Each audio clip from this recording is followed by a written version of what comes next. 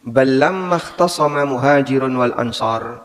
Bahkan ketika muhajirin, ballam makhtasama muhajiriyun wal ansariyun, ketika ada seorang muhajirin dan ada seorang ansar yang berantem. Ya. Faqala al-muhajiri, lalu sahabat muhajirin ini memanggil temannya, ya lal muhajirin, wahai para muhajirin.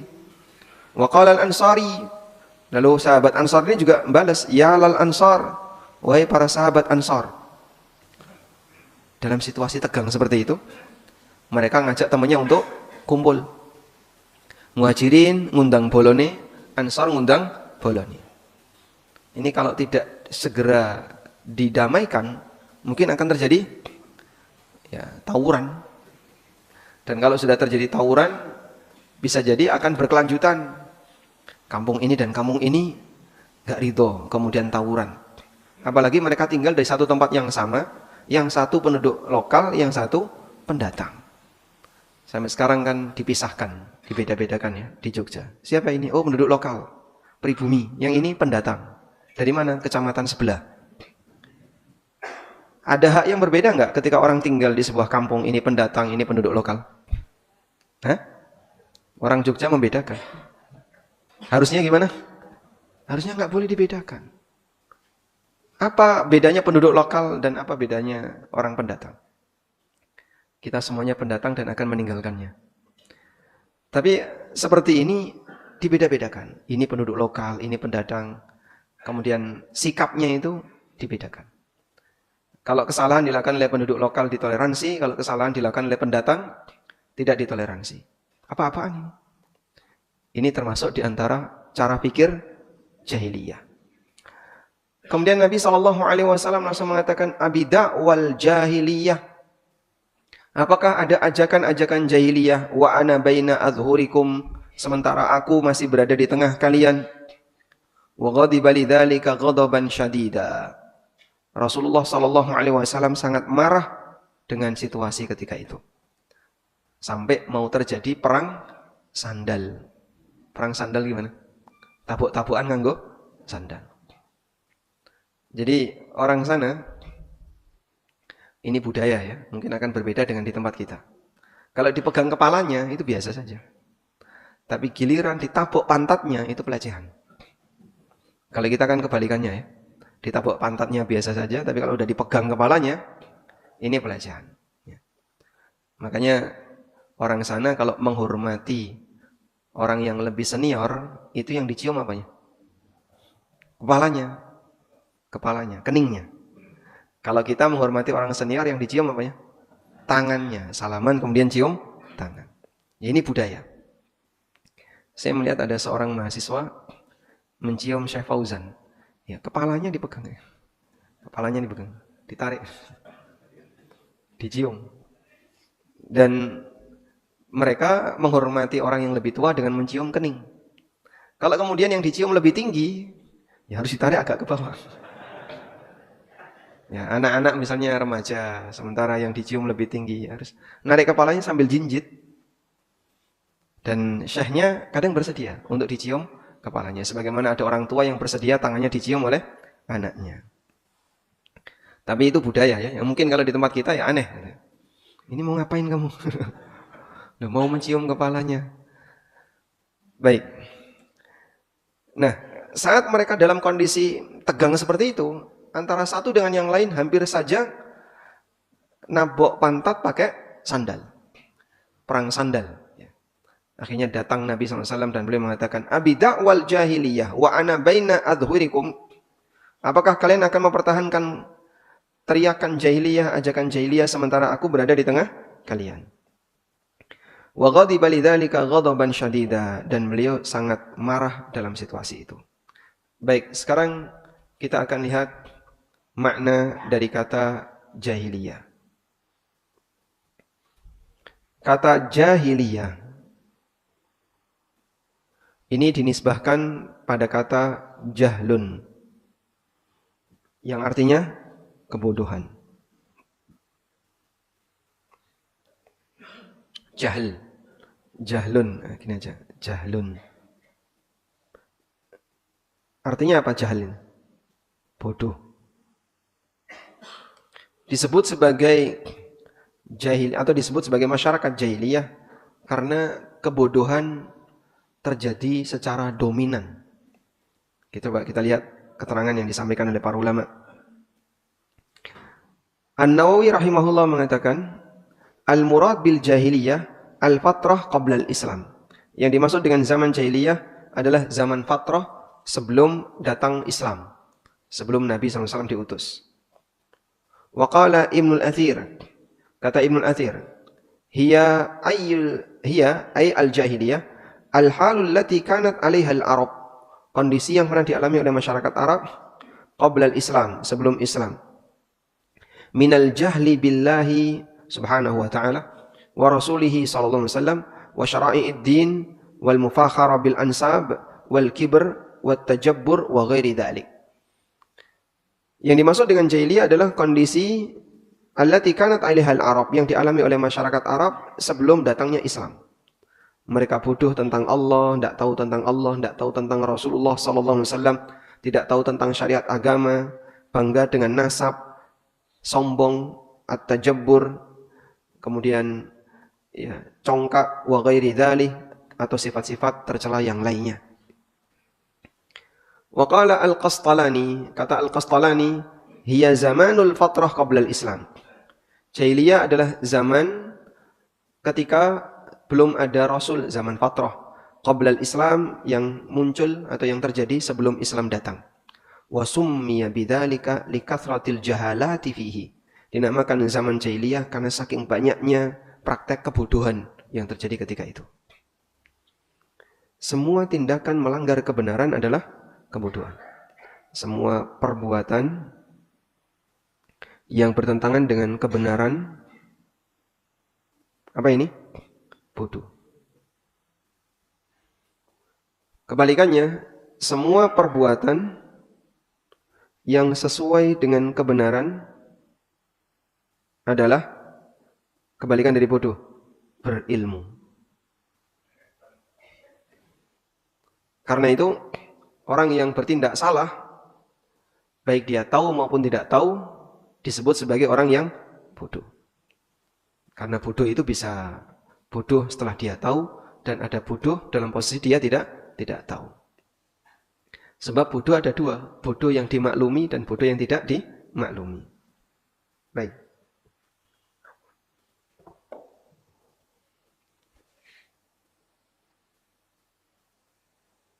Selanjutnya, berkaitan dengan kondisi ini, maka para ulama membagi jahiliyah menjadi dua. Jahiliyah ada dua. Pertama, jahiliyah yang sifatnya menyeluruh. Jahiliyah yang sifatnya menyeluruh, ini hanya terjadi sebelum zaman kenabian. Sebelum Nabi SAW diutus, maka ada sebutan zaman jahiliyah.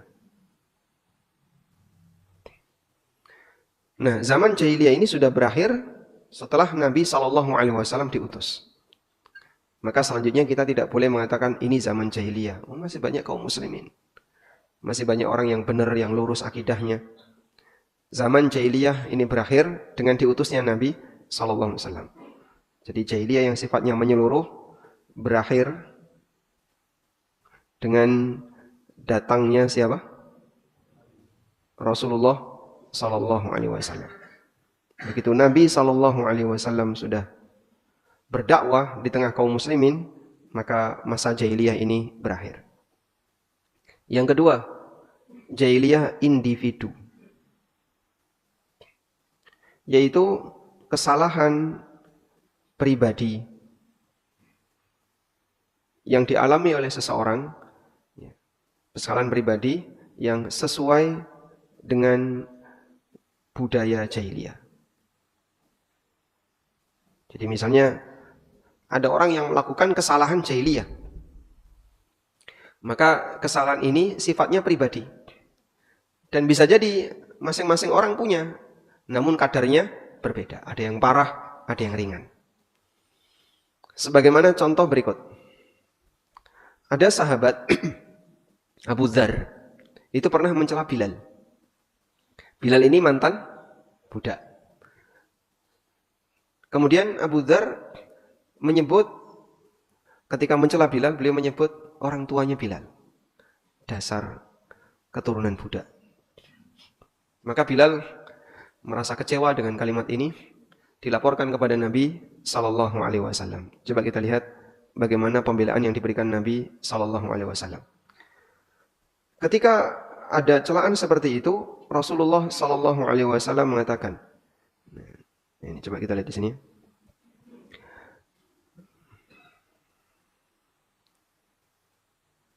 Wa min dzalika mauqifuhu sallallahu alaihi wasallam ma'a Abi Dzar Al-Ghifari. Di antara contoh yang pernah terjadi adalah sikap Nabi sallallahu alaihi wasallam kepada Abu Dzar Al-Ghifari yang diriwayatkan oleh Bukhari dalam sahihnya. Dari Al-Ma'rur bin Suwaid qala, beliau mengatakan, laqitu Abu Dzarrin bir Rabadah. Aku ketemu Abu Dzar di daerah Rabadah. Fasa'altuhu an dzalika. Kemudian aku bertanya kepada Abu Dzar. Faqala inni sababtu rajulan kana 'abdan fa'ayyartuhu bi ummihi. Aku pernah mencela seseorang yang beliau adalah seorang budak dan aku mencela dengan menyebut ibunya.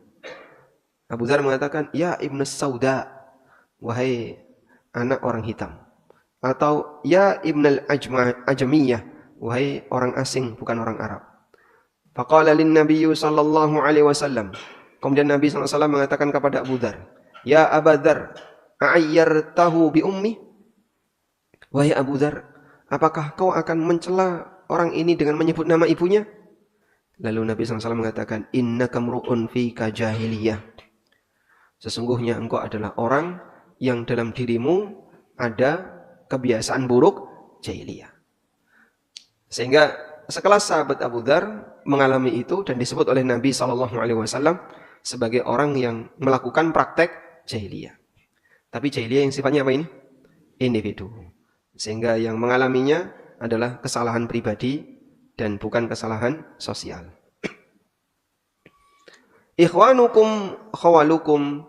Semua saudara kalian adalah keluarga kalian. Ja'alahumullahu tahta aidikum.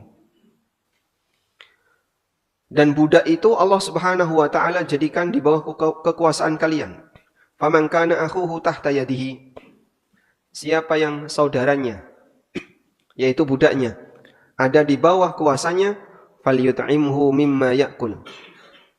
Hendaknya dia kasih makan sesuai dengan apa yang dia makan. Wal yulbishu mimma yalbas. Hendaknya dia ngasih pakaian sesuai dengan apa yang dia pakai. Wala tukallifuhum ma yaghlibuhum. Jangan membebani mereka dengan sesuatu yang tidak bisa mereka lakukan. Fa in kallaftumuhum fa'inuhum. Kalau mereka diberi tugas, bantulah mereka untuk meringankan tugasnya. Baik. Sehingga di sini contoh akhlak mulia yang diajarkan Nabi sallallahu alaihi wasallam. Mencela ibu, mencela bapak, misalnya. Dasar anak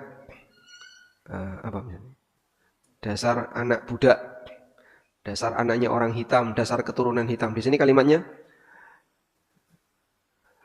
ya ibnas sauda, wahai putra dari orang hitam. Nah, Bilal ketika itu kemudian emosi lapor kepada Nabi sallallahu alaihi wasallam. Ya, kalau di tempat kita apa kira-kira? Yang mirip seperti ini. Enggak, yang menyebut ras kemudian kelompok tertentu lalu dijadikan sebagai bahan celaan. Oh, dasar Cina. Termasuk ya? Termasuk. Sehingga apa salahnya mau orang Jawa, mau orang Cina, mau dasar bule. Dasar londo misalnya. Loh, apa salahnya? Dia mau dilahirkan dari keturunan A, keturunan B, keturunan C. Itu tidak prestasi, bukan prestasi. Karena itu sifatnya di luar pilihan manusia. Manusia nggak bisa milih kita mau jadi keturunan siapa. Baik. Yang terjadi, terkadang dendam sejarah itu masih melekat. Dendam sejarah. Sehingga dulu nenek moyangnya pernah mengalami ketegangan, peperangan, dan seterusnya. Akhirnya keturunannya ikut-ikutan. Jadi dendam sejarah. Baik. Antara Jawa dengan Sunda. Punya dendam sejarah Pak ya? Nah, pernah terjadi perang. Dulu, terutama Jawanya ini bukan semua Jawa ya. Jawa Timur. Dengan Sunda. Dan sebagian orang masih megangi ini. Sehingga orang Sunda pantangan nikah dengan Jawa Timur. Jawa Timur juga pantangan nikah dengan orang Sunda. Saya punya teman kuliah ini. Yang laki-lakinya Jawa Timur, yang perempuannya Sunda. Dulu sudah mau nikah. Orang tuanya nggak setuju. Bapaknya keras banget ini yang Jawa Timur. Kita tidak boleh nikah dengan wanita Sunda. Yang Sunda, wallahu a'lam. Di Sunda tidak ada jalan Majapahit. Ada. Jalan Gajah Mada ada nggak? Nggak ada. Karena dendam sejarah. Kira-kira masih perlu dipertahankan nggak kayak gini? Nah? Masih perlu dipertahankan nggak? Nggak ya? Sudahlah lupakan saja. Karena kalau kita masih mempertahankan seperti ini, justru ini bertolak belakang dengan prinsip membangun kebaikan. Kontraproduktif. Akhirnya ketegangan yang tidak ada selesainya. Sekarang alhamdulillah sudah mulai disadari. Kalau orang tua dulu, Masya Allah cukup serius. Tapi sekarang sudah mulai berkurang. Sehingga ada yang membangun hubungan baik. Bapak tahu janda Pak? Jawa, Sunda. Nah ini gabungannya ya. Baik, tidak ada hubungannya. Selanjutnya. Setelah kita paham bahwasanya jahiliyah itu bisa dialami oleh individu tertentu. Maka terkadang ada orang melakukan kebiasaan buruk yang itu dialami oleh orang jahiliyah di masa silam. Sehingga bisa saja seorang muslim melakukan dosa dan kesalahan seperti yang dilakukan oleh orang jahiliyah. Sebagai contoh kemarin ya. Memberontak pemerintah yang sah. Memberontak pemerintah yang sah. Disebut oleh Nabi SAW sebagai tindakan jahiliyah. Waman kharaja minas sultani shibran. Siapa yang keluar memberontak dari pemerintah yang sah walaupun sejengkal. Famata. Lalu dia mati. Mata mitatan jahiliyah. Maka dia mati dengan mati jahiliyah. Jadi ini kalau sampai mati disebut oleh Nabi SAW mata mitatan jahiliyah. Dia mati sebagaimana mati seperti layaknya orang jahiliyah. Mati jahiliyah itu maksudnya mati dengan membawa kebiasaan buruk jahiliyah. Karena itu kita diperkenalkan. Kenalilah budaya jahiliyah agar bisa kita hindari. Agar dihindari. Ada sebuah perkataan yang pernah disampaikan oleh Umar bin Khattab radhiyallahu anhu. Coba kita bukakan keterangan Umar. Yanqudu ural islami urwatan urwatan. Idh nasha'a fil islami man la ya'rifil jahiliyah. Man la ya'rif al-jahiliyah. Coba kita buka. Nah ini ada perkataan Umar ya.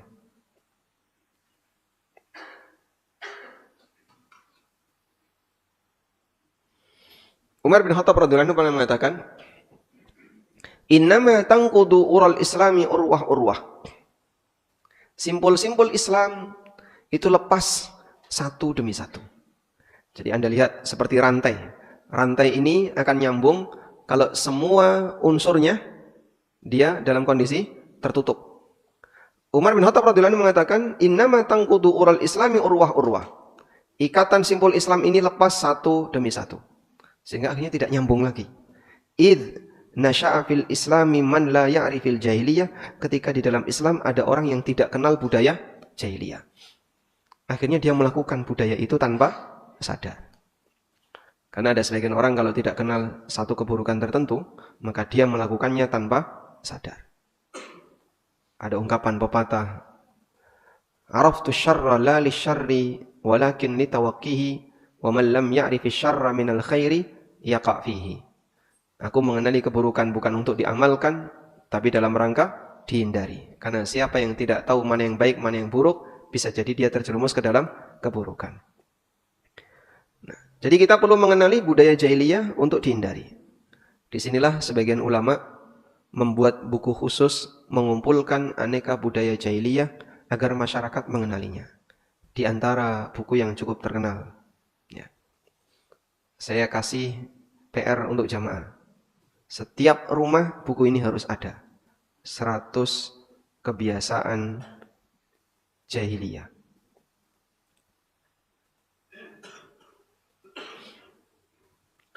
Karya, kalau nggak salah, Syekh Mahmud Syukri Al-Alusi. Syekh Mahmud Syukri Al-Alusi. 100 kebiasaan jahiliyah. Buku ini adalah syarah untuk kitab yang berjudul Masail Jahiliyah, karya Syekh Muhammad bin Sulaiman At-Tamimi. Ini versi terjemahan Indonesia. Semoga masih bisa didapatkan, karena buku ini katanya sudah tidak naik cetak ya. Nah, kita perlu membaca seperti ini agar kenal, oh ternyata ini kebiasaan buruk dan kita pernah melakukannya. Biar tidak lagi berulang, maka seperti ini perlu kita kenali agar kita tidak melakukannya. Walhamdulillah. Baik. Selanjutnya kita beralih ke bab baru. Babun wujubud dukhul fil islami kullihi wa tarki ma siwa. Bab wajibnya untuk masuk ke dalam agama Islam secara keseluruhan dan meninggalkan ajaran selain Islam. Allah Ta'ala berfirman, Ya ayyuhalladzina amanu dukhulu fis silmi kaffah. Wahai orang yang beriman, masuklah kalian ke dalam Islam kaffatan, secara keseluruhan. Wa qawluhu ta'ala, Allah juga berfirman, Alam tara ilal ladzina yas'umuna annahum amanu bima unzila ilaika.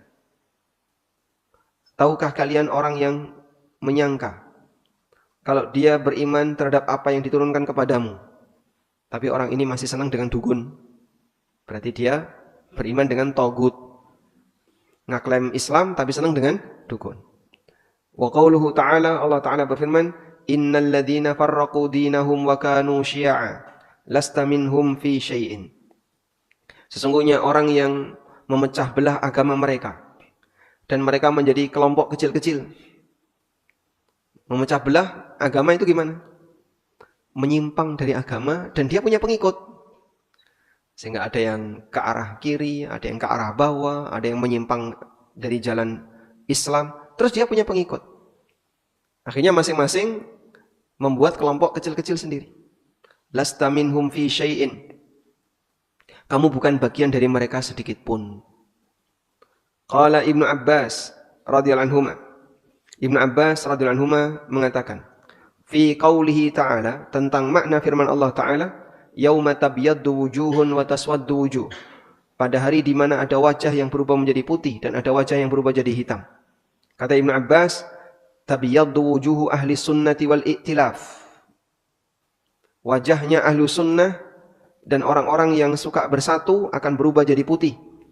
Wa taswaddu wujuhu ahli bid'ah wal ikhtilaf. Dan wajahnya ahli bid'ah yang suka menyimpang akan berubah jadi hitam. Dan ini terjadi besok di hari kiamat. Baik, sekarang kita akan belajar tentang bagaimana makna masuk ke dalam agama Islam secara kafah. Islam itu isinya apa? Islam isinya apa, Pak? Hah? Perintah dan larangan, apa lagi? Isinya adalah syariat. Syariat ini secara umum ada 3 bentuk. Pertama, perintah. Yang kedua, larangan. Yang ketiga, aturan. Perintah contohnya, ya kita tahu perintah sholat, perintah bayar zakat, perintah untuk haji, perintah untuk apalagi umroh, dan yang lainnya. Perintah untuk sedekah. Kalau larangan, Pak, larangan zina, larangan minum khamr, larangan judi, dan seterusnya. Kalau aturan, contohnya apa? Aturan. aturan bagaimana mengatur nafkah keluarga, aturan waris, aturan bermuamalah. Baik. Dalam agama isinya ini. Nah, terkadang ada sebagian orang yang dia tidak mau menerima sebagian dari isi syariat. Aku nek dikongkon kaya ngene moh. Nek iki gelem, nek iki moh. Kalau yang seperti ini saya mau, yang ini saya nggak mau. Apa itu namanya? Berarti dia tebang pilih, menerima sebagian dan menolak sebagian yang lain. Sehingga saat dia dijelaskan pakai dalil, wah, kok ono dalil kok yang ini ya? Kok ada dalil seperti ini? Nggak mau saya kalau kayak gini. Boleh nggak kayak gitu? Nggak boleh. Seorang mukmin ketika dia menerima syariat, dia hanya punya satu kalimat, yaitu sami'na wa ata'na. Dia harus berani mendengar dan taat. Nah, maka orang yang disebut sebagai muslim yang kafah adalah ketika dia menerima semuanya.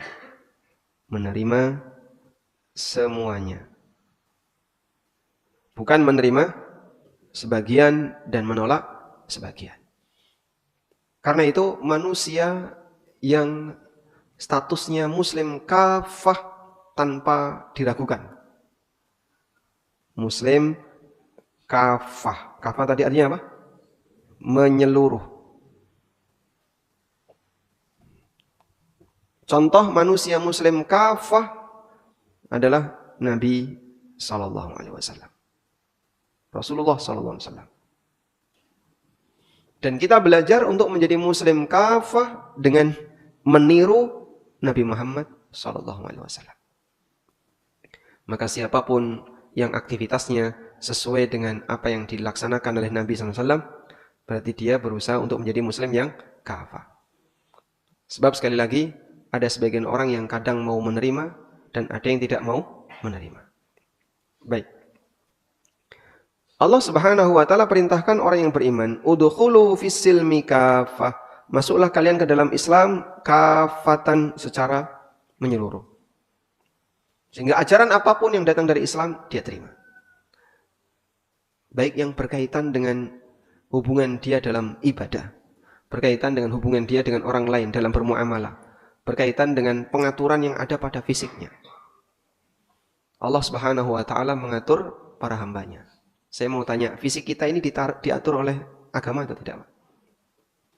Sebutkan aturan yang berkaitan dengan fisik.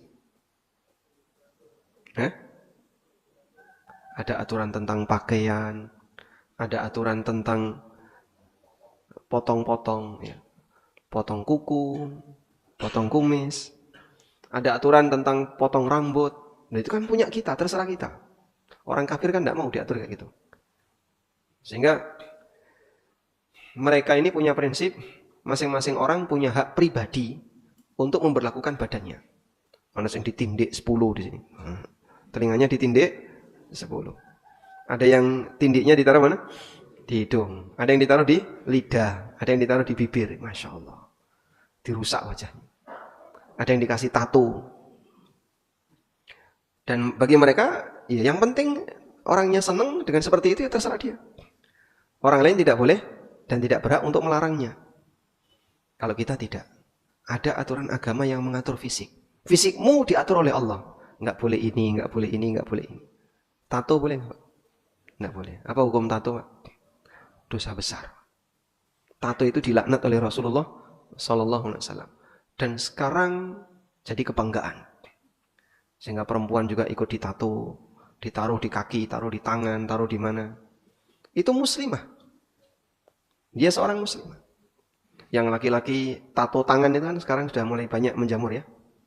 Tato di betis itu banyak menjamur. Pokoknya yang penting gimana dia bisa menampakkan tatonya. Ya. Alhamdulillah di beberapa daerah yang jauh dari pengaruh budaya orang barat seperti ini masih sedikit. Tapi di daerah yang budaya orang barat itu cukup dominan, seperti ini makin banyak. Ya, saya kalau boleh ambil contoh, di Bali itu orang yang bertato banyak sekali. Baik muslim maupun non-muslim. Ya, karena interaksi mereka. Sehingga lihat orang barat pakai tato, ikut-ikutan pakai tato. Dan kayaknya di Jogja juga cukup banyak. Karena turisnya banyak. Makanya kita ya, kasih edukasi untuk anak keturunan kita. Jangan sampai ikut-ikutan budaya yang nggak benar seperti itu. Termasuk juga piercing ya. Kadang sampai ini modot ke bawah. Dikasih apa? Yang bolongnya gede sekali itu. Itu sampai meleler ke bawah. Masya Allah. Dan orang seperti ini ketika diberitahu, ya, ini kan badan saya terserah saya. Kata siapa? Badan kamu terserah kamu. Dalam badan kamu ada aturan yang Allah Subhanahu wa taala tetapkan. Kebalikannya, seseorang tidak boleh menyikapi badan orang lain kecuali dengan kerelaannya. Di negara barat, informasi yang saya dapatkan di Jerman, orang tua itu tidak boleh mengkhitan anaknya. Tunggu sampai anak ini dewasa baru boleh dikhitan. Jadi kalau dikhitan masih bayi, itu kriminal. Loh, kenapa anakmu kok disunat? Ya, kita Muslim, dan Muslim itu sunat. Sunatnya yang paling gampang ketika masih bayi. Wah, itu kriminal, Pak. Kamu tahu bayi ini setuju kalau dia disunat? Ya enggak tahu, dia masih bayi. Tapi kalau dia sudah besar, sudah usia 17 tahun, 18 tahun, saya mau sunat. Nah, itu baru ada tanda tangan resmi dari dia bersedia untuk mendapatkan tindakan. Nah, ini contoh orang yang dia tidak mau diatur badannya. Ada juga orang yang tidak mau diatur keluarganya. Ya. Mungkin Bapak Ibu pernah lihat hadis ini.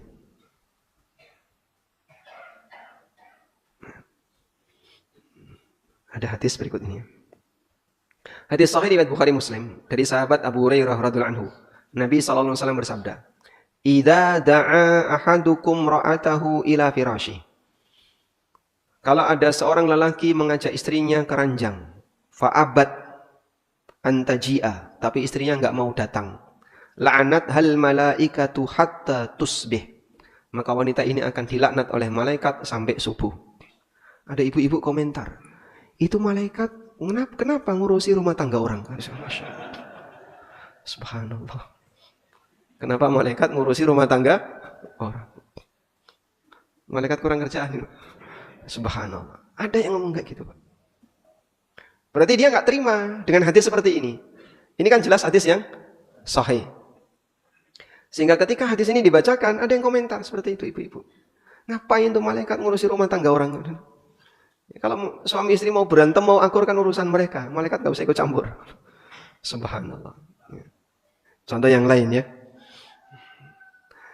Nabi SAW pernah menyebutkan tentang adab bagi wanita ketika keluar rumah. Dalam hadis sahih diriwayatkan oleh An-Nasa'i, Ahmad, Ibnu Huzaimah dan yang lainnya dari sahabat Abu Musa Al-Asy'ari.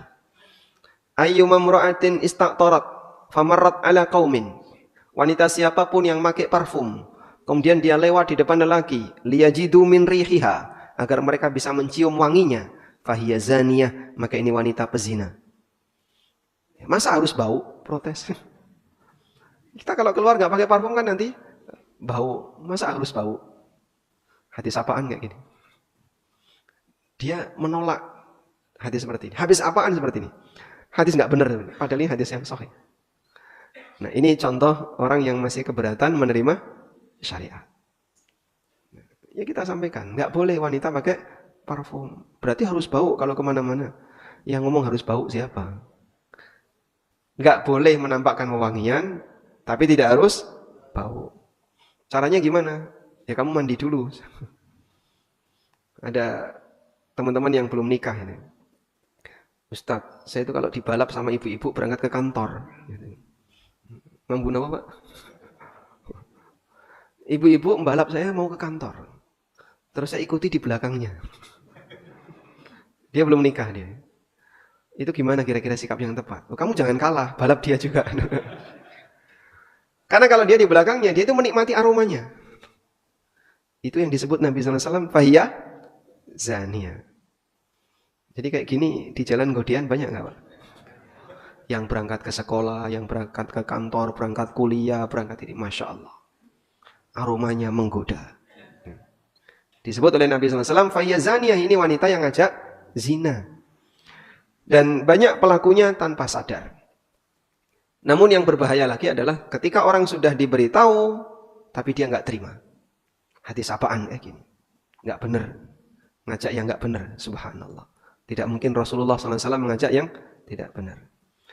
Dan masih banyak lagi saat orang diberitahu tentang dalil-dalil syariat, tapi dia belum siap untuk menerima. Saya ada buku judulnya Ada Apa Dengan Riba. Ada jamaah terus terang di depan saya. Saya belum berani baca buku ini.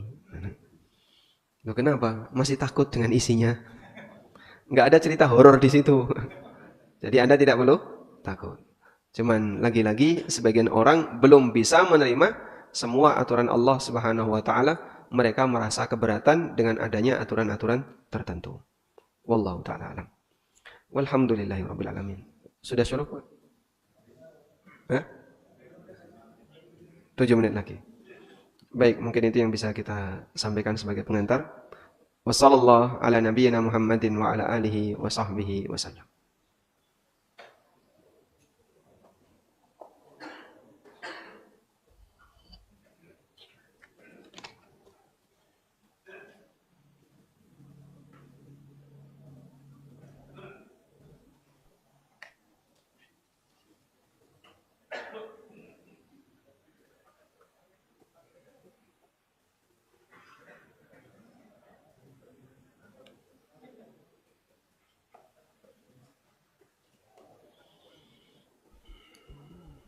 Ada pertanyaan?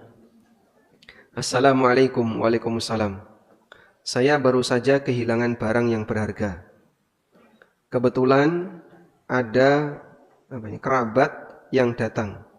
Tiba-tiba nelpon seseorang dan orang yang ditelepon itu menjawab, kalau barang masih di rumah, di dalam lemari, apakah telepon ke seorang tersebut termasuk syirik? Ya, ini sama dengan konsultasi ke dukun. Sebab tidak ada satupun orang yang tahu hal yang gaib. Dan termasuk di antara hal yang gaib adalah sesuatu yang tidak pernah kita indra dan kita tidak punya informasi tentang itu. Contohnya barang hilang. Kamu tahu dari mana kalau barangnya ada di situ? Ya enggak tahu. Terus kenapa kok kamu bisa ngomong kayak gitu? Ya aku cuma nebak-nebak saja. Salahnya kenapa kamu percaya? Dukun itu ada dua, Pak.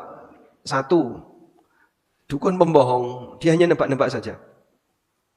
Dan kadang dari sekian banyak tebakannya itu benar. Akhirnya dipercaya orang. Walaupun yang benarnya cuma satu, salahnya ratusan. Yang kedua, dukun yang pakai bantuan jin. Ini yang lebih berbahaya.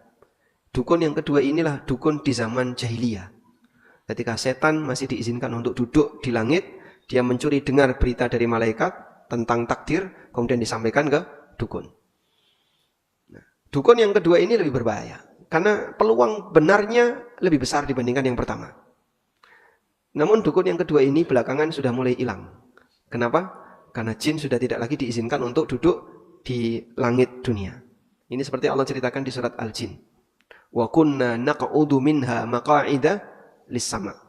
Faman yastami'il ana yajid lahu shihaban rasada. Dulu kami duduk di langit dunia untuk mencuri dengar. Sekarang siapa yang berani naik langsung dilempar dengan syihab, dengan bintang api, rasadan yang selalu mengintai. Sehingga setan sudah tidak punya lagi kemampuan seperti itu. Maka dukun tidak lebih sakti dibandingkan dengan dukun di masa sekarang, tidak lebih sakti dibandingkan dukun di masa silam. Nah sekarang dukun itu lebih banyak nebak-nebak, namun tidak punya landasan yang cukup kuat. Sehingga bohong saja dominannya. Terus boleh nggak Pak nelpon dukun seperti ini?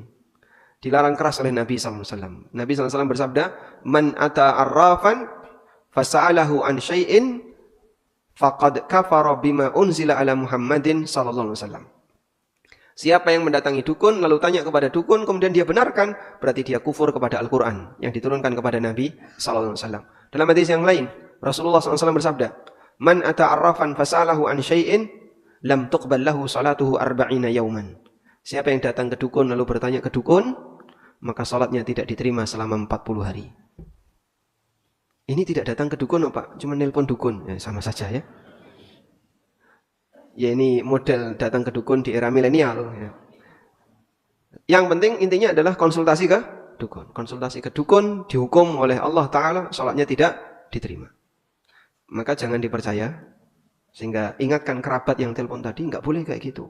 konsultasi ke dukun ini termasuk di antara amalan yang bisa menghapuskan atau yang bisa menyebabkan sholat hamba tidak diterima. Ini bukan dukun kok, orang pintar. Mau disebut orang pintar, mau disebut dukun, mau disebut abnormal, semuanya sama. Wallahu a'lam. Baik, cukup Pak? Silakan Pak. Mikrofon.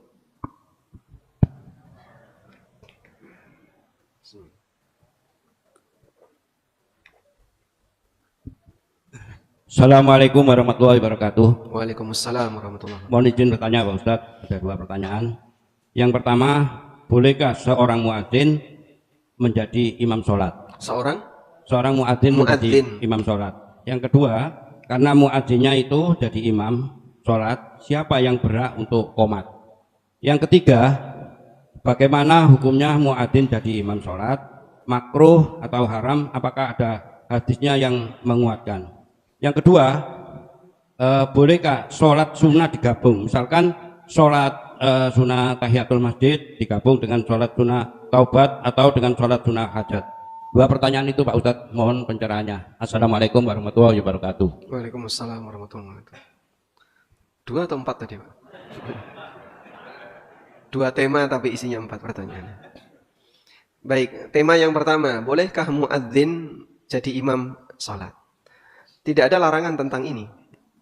Karena yang berhak jadi imam adalah pertama imam ratib. Yang kedua badal imam ratib atau pengganti imam. Coba di depan ini bawah ada tulisan apa itu? Imam cadangan. Itu badal imam ratib. Setelah itu adalah orang yang dia paling banyak hafalan Qur'annya. Kemudian urutan berikutnya yang paling paham sunnah, urutan berikutnya yang paling duluan hijrah, urutan berikutnya yang paling senior usia. Sehingga berkaitan dengan urutan jadi imam, yang pertama adalah warga setempat yang sudah mendapatkan mandat, berarti imam ratib, imam tetap. Kalau tidak ada, penggantinya imam tetap, imam cadangan. Kalau 2 ini tidak ada, takmir. Takmirnya nggak ada, semuanya orang luar. Nah, kalau orang luar seperti ini, yang paling banyak hafalan Qur'annya, orang ngerti kabeh Pak, gak saling kenal. Terus siapa yang paling duluan masuk Islam? Muslim semua dari bayi. Maka mungkin yang jadi acuan adalah siapa yang lebih senior usianya. Cuman jika yang senior usianya ini berbahaya, gak ada kepastian Fatihahnya ini benar atau tidak, maka bapak-bapak yang merasa saya insya Allah bisa baca Fatihah dengan benar, silahkan segera maju untuk jadi imam. Nah, berarti muadzin boleh nggak jadi imam? Boleh, karena beliau imam cadangan. Selanjutnya, kalau muadzin jadi imam, siapa yang iqamah? Muadzin juga. Maka muadzin yang adzan, muadzin yang iqamah, muadzin yang imam. Dan tidak ada masalah imam iqamah. Meskipun boleh juga imam ini nyuruh jamaah yang lain iqamah. Sehingga dia siaga di mihrab, kemudian dia suruh salah satu jamaah yang itu orang luar, bukan warga sini misalnya, untuk iqamah. Silahkan. Selanjutnya, yang kedua tadi apa? Tema yang kedua. Salat sunnah. Bolehkah salat sunnah digabung niat? Misalnya salat tahiyatul masjid digabung dengan niat salat qobliyah. Diperbolehkan untuk menggabungkan niat salat sunnah satu dengan salat sunnah yang lain, selama tata caranya sama. Kalau tata caranya beda, misalnya sholat witir digabung dengan ba'diyah isya. Witir itu berapa rakaat? Ganjil. Ba'diyah isya genap. Dia niat ba'diyah isya sekaligus witir. Nah, caranya pripun niku? Nah, karena tata caranya beda tidak mungkin. Contoh yang lain, sholat jenazah digabung dengan sholat tahiyatul masjid. Ya tidak bisa, karena tata caranya beda. Tapi kalau sholat tahiyatul masjid, qobliyah subuh, antara adzan dan iqamah, sholat setelah wudu, semua tata caranya sama. Gabung niat semuanya bisa. Rasulullah SAW mengatakan, wa innama likulli imri'in ma nawa. Seseorang mendapatkan sesuai dengan apa yang dia niatkan. Wallahu a'lam. Satu lagi Ustaz. Assalamualaikum warahmatullahi wabarakatuh. Waalaikumsalam warahmatullahi Izin wabarakatuh. bertanya. Kita sepakat bahwasanya sunnah Nabi sampai hari kiamat akan tetap menjadi sunnah Nabi karena langsung dari wahyu.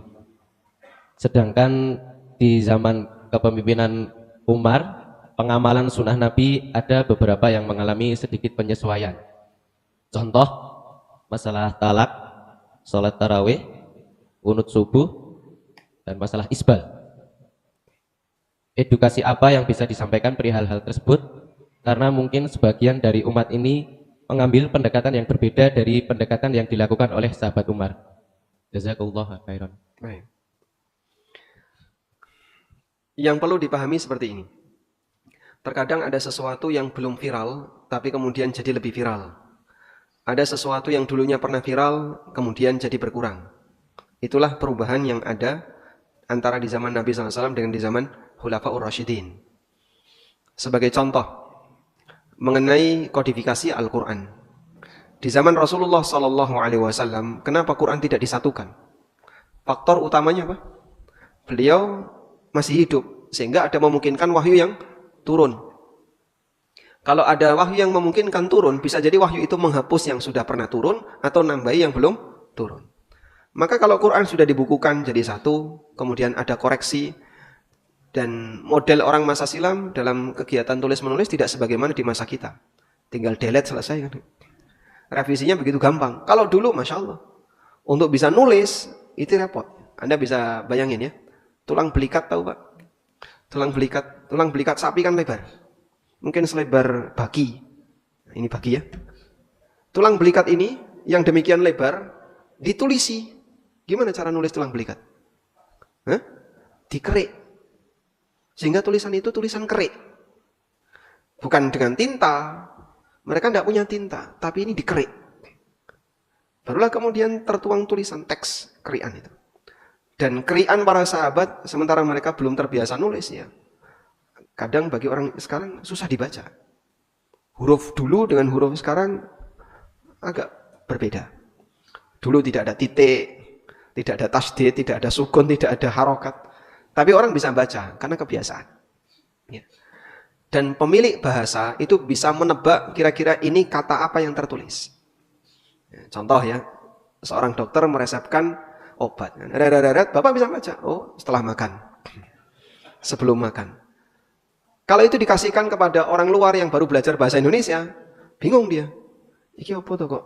SB seret, SBL seret, M-nya cuman. Tapi kita bisa baca ya. Apa itu Pak? Sebelum. Setelah STL seret. Oh ini setelah. Karena kita punya bahasa. Yang punya bahasa itu dia paham dengan tulisan isyarat di bahasa kita. Orang Arab punya beberapa singkatan. Bagi orang Arab dia tahu kalau seperti ini bacanya kayak gini. Tapi kita yang baru belajar bahasa Arab, kok nggak sesuai yang saya lihat di kamus ya Mas? Ya karena kamu baru belajar bahasa Arab. Contoh yang lain seperti sholat tarawih yang disatukan secara berjamaah di zaman Umar. Rasulullah SAW kenapa tidak rutin? Karena takut diwajibkan. Sebab ketika ini diwajibkan akan jadi beban bagi kaum muslimin. Begitu beliau meninggal, sudah tidak mungkin lagi ada wahyu yang turun. Oleh Umar ditertibkan. Termasuk juga keputusan Umar tentang talak. Ucapan seorang lelaki, aku ceraikan kamu di satu waktu yang sama, itu dinilai 1 kali ataukah dinilai 3 kali. Dulu seperti ini jarang. Di masa Umar seperti ini banyak. Sehingga sebagian orang mempermainkan. Maka secara semangat di sini adalah ada orang yang mempermainkan di mana dia merasa ini baru talak 1 kok. Akhirnya menggampangkan untuk mengatakan kalimat talak berkali-kali. Nah, biar ini tidak terjadi dan tidak berulang, maka beliau membuat keputusan siapa yang menceraikan 3 kali dalam 1 waktu dihitung 3 atas keputusan negara. Karena terkadang talak itu bisa sah dengan keputusan negara. Dulu di zaman Nabi SAW jarang kejadian seperti itu. Ini semakin banyak. Dan ternyata latar belakangnya adalah orang menggampangkan untuk mengucapkan kalimat-kalimat cerai. Dan lebih dari itu, sunnah Khulafaur Rasyidin itu beda dengan manusia biasa. Karena Rasulullah SAW mengatakan, alaikum bisunnati wa sunnatil khulafa'ir rasyidin al-mahdiyyin. Sehingga beliau mendapatkan legalitas. Untuk khulafa'ur rasyidin mendapatkan legalitas. Seperti adzan 2 kali di zaman Utsman. Kemudian sholat tarawih yang rutin berjamaah setiap setelah Isya. Yang itu tidak ada di zaman Abu Bakar. Di zaman Nabi SAW cuma 3 kali. Dan itu pun malam hari. Tidak langsung setelah sholat Isya. Tapi karena ini sunnah khulafa'ur rasyidin, dia mendapatkan legalitas dari Nabi SAW, maka bisa dijadikan sebagai landasan. Nah, kalau orang di zaman sekarang, ya tidak bisa sekelas dengan sunnah khulafa'ur rasyidin. Wallahu ta'ala alam, wa sallallahu ala nabiyyina Muhammadin, wa ala alihi wa sahbihi wa sallam, wa akhiru da'wana anil hamdulillahi rabbil alamin, wassalamualaikum warahmatullahi